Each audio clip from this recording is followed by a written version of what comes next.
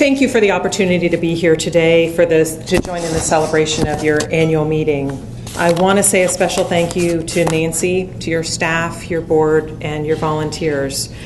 I just saw by the numbers when I got here today, and I generally consider myself to be a fairly articulate person, and my very articulate response is, wow. There's a lot of really good work going on in the Cleveland area and by the Alzheimer's Association, by you and your partners, and you really are the ones that are having the most impact on individuals, on the lives of individuals with dementia, ensuring they get the support that they need, whether it's through direct services, through your care consultation program, through the helpline, through your advocacy efforts, through your walks to raise funds so that you can continue to support people in the community. So, wow, terrific work. Thank you so much for that. The work you do every day supports our department's goal of creating a better quality of life and higher quality of care for our elders. So the topic that Nancy decided I was talking about today was, where will the Dementia Capable Plan take us? That's a great question. And I was originally going to get out my crystal ball and say, here is my clearly defined future of where this is going to be. But I don't have a crystal ball, so I'm going to try and tell you where I think the Dementia Capable Plan can take us, about some of the activities that we're doing, and where I see us taking this in the future, because this is a journey. As I started planning my talk today, I turned to the 2014 Alzheimer's disease facts and figures. It helps keep me centered to focus on what we know about Alzheimer's and other dementias and the impact that it has on people's lives. In that document, filled with lots of information that makes the case for why we should be dementia capable, I found this. We don't yet have a cure for Alzheimer's, but we can help people live well with dementia. Now, for everybody in this room, you all probably going, yeah, that's what we do on a regular basis. For me, it was a little bit of what I like to call a blinding flash of the obvious. Of course, that's what we're trying to do. I've had any number of people over the last couple of years that I've been talking about and thinking about and trying to put structure around our Dementia Capable Plan say, well, what does it mean to be dementia capable? What do you mean by that? And I always kind of go, I don't really know. I don't know if I can describe it. I don't know that it's a thing as much as a state of mind, a state of where I think we can be and how we can do a better job of supporting people with dementia. But that really, for me, crystallized exactly what we're trying to do, help people live well with dementia. I hope that the projects, tasks, and activities that we have outlined in the Dementia Capable Plan will move us in that direction. Let me tell you a little bit about the evolution of the Dementia Capable Plan. In 2011, the Ohio Department of Aging was awarded a systems integration grant from the Administration for Community Living.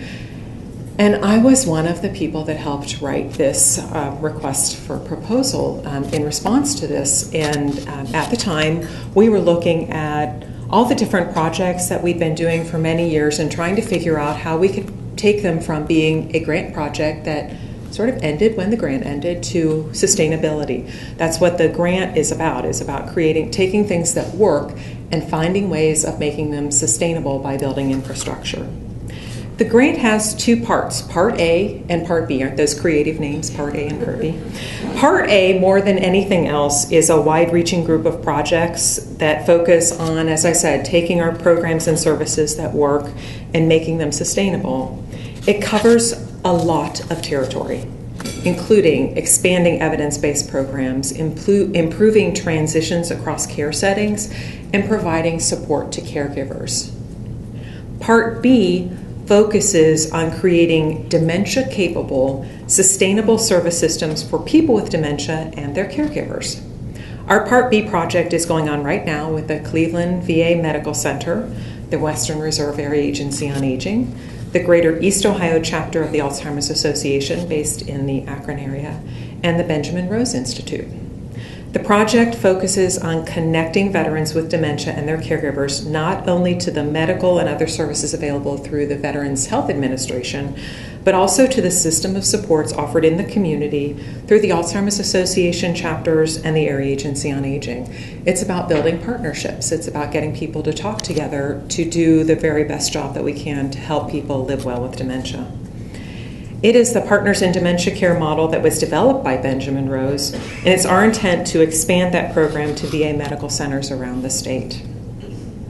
In hindsight, and again, another blinding flash of the obvious moment on my part, the timing of the grant, with its focus on dementia capable, makes a lot of sense, as the national plan to address Alzheimer's was being developed and would be rolled out to the public a few short months after we received our grant. It was very obvious from our early conversations with the Administration for Community Living that they expected dementia capable to be woven into the Part A grant as well as being the focus of the Part B grant. And so our work began to identify how Ohio could support the administration's vision for dementia-capable long-term care system. Of course, we turned to the Alzheimer's Association to begin our conversations about what we could do. I like to think that we have a solid relationship with the Alzheimer's Association chapters serving Ohio. We share common goals. We've worked together on grants and projects. We support the association's goals and priorities in whatever ways that we can. The Department of Aging administers the Alzheimer's respite line item in the budget that provides funding to chapters for their work and to service providers who support individuals with dementia and their caregivers. The emphasis on dementia capable and the systems integration grant is an opportunity to expand our relationship with the Alzheimer's Association and to develop a plan to move the state forward. Our first meeting included a couple of staff from the Ohio Department of Aging, Sally Bolin, the Executive Director of the Northwest Ohio chapter of the Alzheimer's Association, and Pam Schulerman from the Greater East Ohio chapter of the Alzheimer's Association. At that meeting, we did some brainstorming, we did some dreaming, and at the end of the meeting, we had a list of things that we wanted to do that I have to confess was pretty monumental and more than a little intimidating. It included, I'm pretty sure, changing the world, which is a great goal, but kind of hard to operationalize.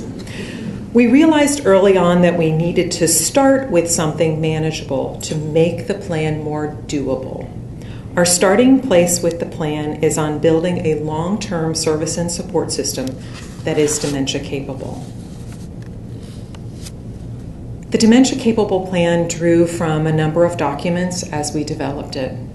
The Ohio Council of the Alzheimer's Association in 2011 issued its scope of Alzheimer's disease in Ohio that focused on projects and activities that the chapters felt would be important to moving the state forward and supporting individuals with dementia. We looked at an issue brief on dementia-capable long-term service and support systems from the Administration for Community Living, and in part the National Plan to Address Alzheimer's published in 2012.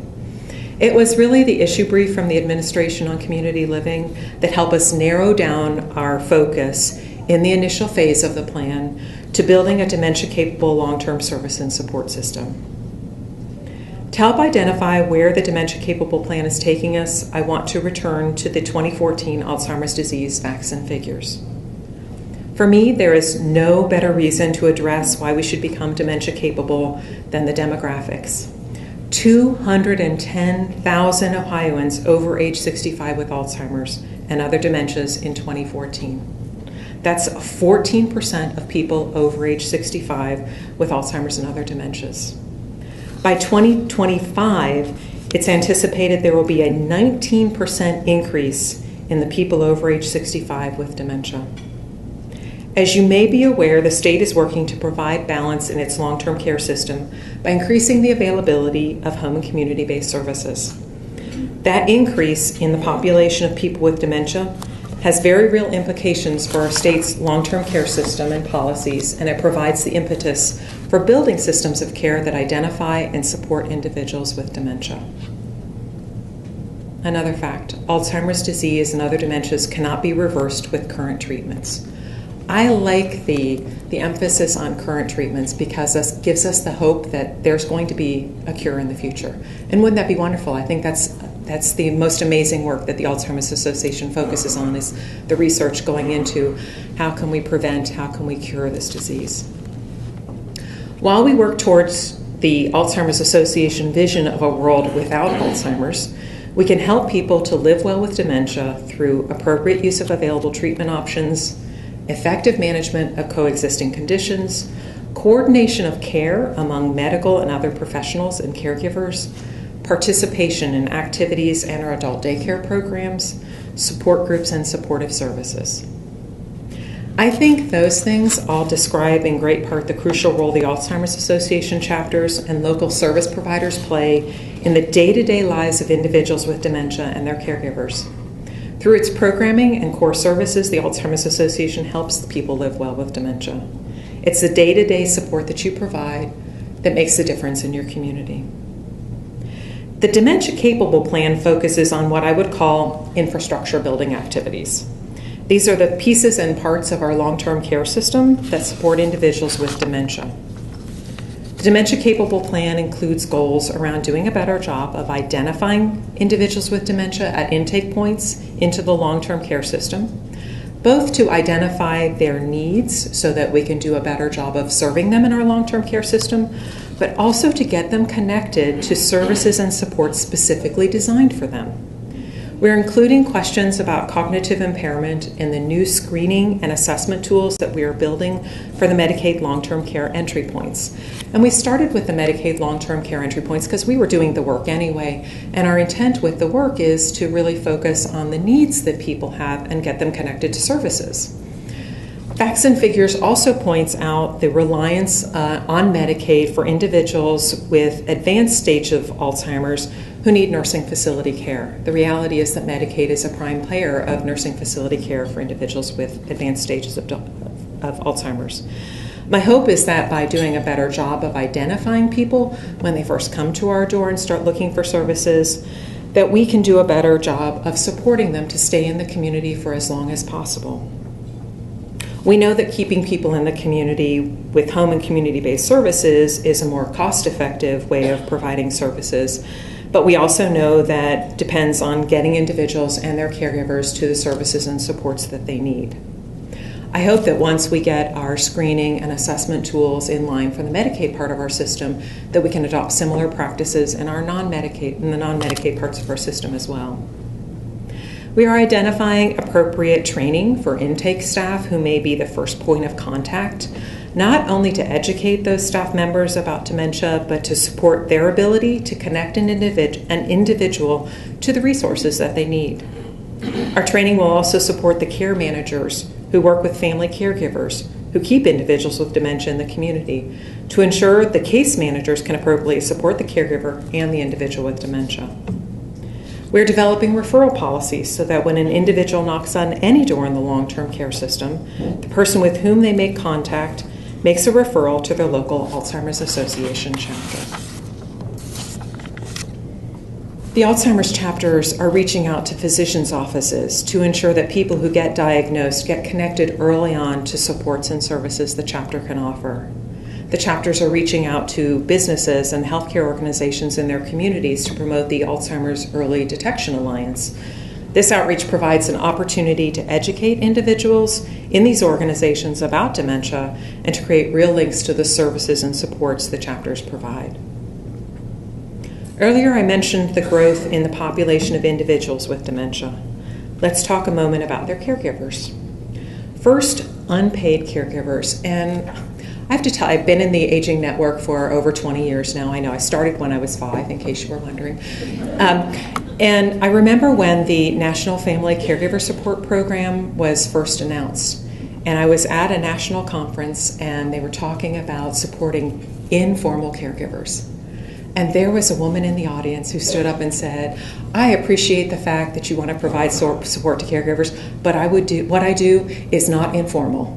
It is my full-time job. I'm just not getting paid for it.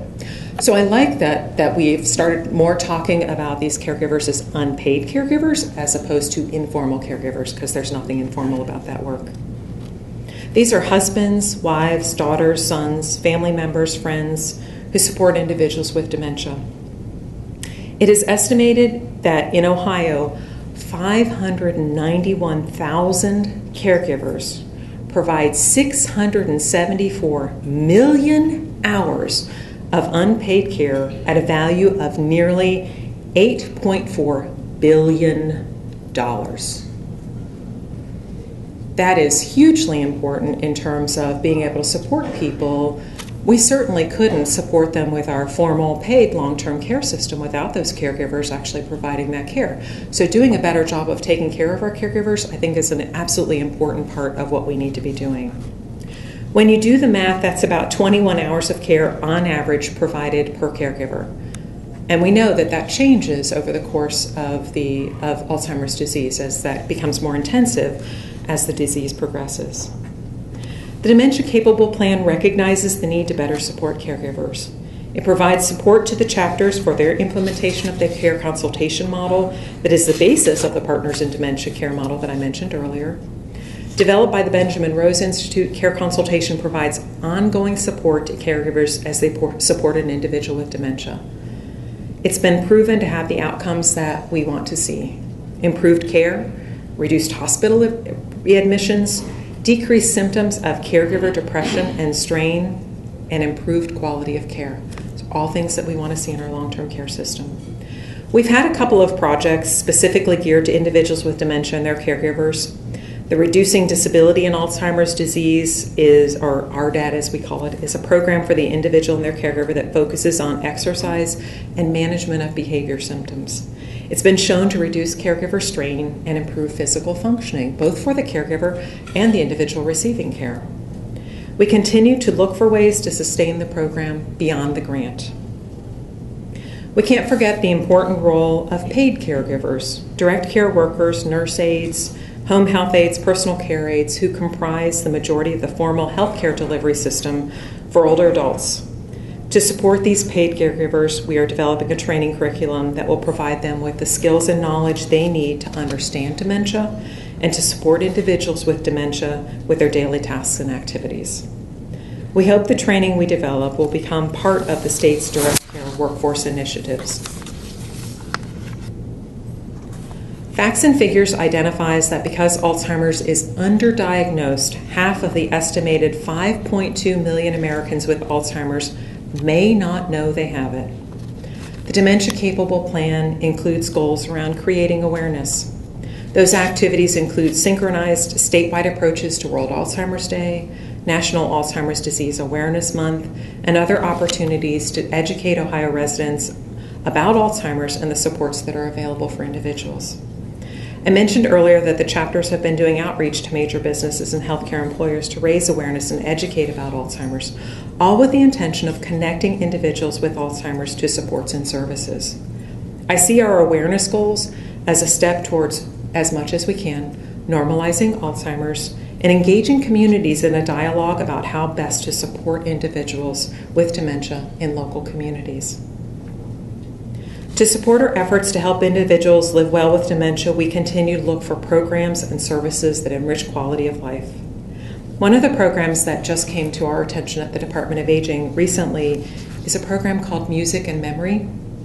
If you're not familiar with it, it literally connects individuals with dementia, and the setting at this point is nursing facilities, to music that has meaning for them through an iPod or another electronic music device programmed specifically for that individual.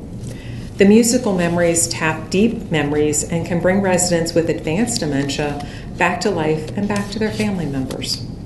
There is evidence that music and memory can reduce reliance on antipsychotic medications, which is a wonderful thing to be able to offer to people. But I think it's that having family members be able to reconnect to someone that they quite honestly thought that they lost to dementia is the most powerful part of the Music and Memory program. Our state long-term care ombudsman office is working to expand the program across the state through their Quality Initiatives program, and we want to also figure out how it could work in home and community-based settings as well. If you're not familiar with Music and Memory, there's a YouTube video that shows how the program worked for a man named Henry, who's in a nursing facility with advanced dementia. It has had nearly 1.5 million views on YouTube. Really? 1.5 million views about an individual with dementia. Talk about increasing awareness of what the power of music in that individual's life. You can also Google Music and Memory to learn more about the program. The Systems Integration Grant that officially started all of our dementia-capable planning ends on September 30th of this year. We are asking to extend the grant so that we can continue working on the many projects it supports, because we aren't done with most of our projects by any stretch of the imagination. But it also includes extending our projects that we currently have in place with our Alzheimer's Association chapters. While the grant will eventually end, our commitment to the work of making Ohio dementia capable won't. It has been our intention from the beginning of our work around building the Dementia Capable Plan that this is a long-term commitment on the part of the department. In the 4-year plan that we are submitting to the Administration for Community Living this summer, and this is what we tell them that as a state unit on aging, the things that we're going to be working on for the next 4 years. We have a goal specific to our dementia-capable activities to ensure that they continue. We also have a lot of goals that will positively impact caregivers. Our goal specific to dementia focuses on equipping communities to adapt and respond to the changing needs of individuals with dementia. It takes our initial goals focused on the long-term service and support system to the next level and builds community support for our dementia-capable initiatives as well. It proposes to formalize our relationship with the Alzheimer's Association chapters so that we can demonstrate our commitment on an ongoing basis to a dementia-capable Ohio, and to develop new public-private partnerships that can support our dementia-capable activities. It proposes to expand the training that we are developing to new audiences, to reach people in different entities so that they become more aware and better able to work with individuals with dementia. It builds a knowledge base about dementia-capable best practices and activities that are going on around the state, and makes that knowledge available to others so that others can replicate those best practices. I think that's a huge part of becoming a dementia-capable state, is recognizing all the things that are going on, all the good work that's going on through the chapters, through local organizations, through local communities that have taken on this charge and said, yes, we want to make sure that our community works for everyone in the community. It also advocates for restoration of the state's Alzheimer's respite line item to face state fiscal year 2011 levels to support our goals and activities. And that's, yay, yes, money, yay, lots of money. That's something that we have talked about with our Alzheimer's Association chapter friends from the beginning of our Dementia Capable Plan. That was our intention, that we would say, okay, so we want to be dementia capable. What do we need to do to support those activities? And the reality is that money is important to help some of these things happen. You'll notice that all of our referral and awareness projects all point back to the Alzheimer's Association chapters. And they say, every time we say that, they say, yes, we want to do that. But I'm sure that underneath Nancy's going, oh my God, how are we going to do all of that? We want to make sure that we've got the capacity to support people in the programs and activities that we're putting forward, and okay, put our money where our mouth is. In other goals in our upcoming state plan, also support individuals with dementia and their caregivers by expanding the reach of the Ombudsman program to a greater presence in home and community-based settings, by creating person-centered informal caregiver support systems, by assuring that the values and priorities of care recipients are considered and respected, and by encouraging participation of all Ohioans in health promotion and disease prevention practices so that we have a healthier aging Ohio. I have to say that I'm really excited about having a goal focused on dementia in our state plan.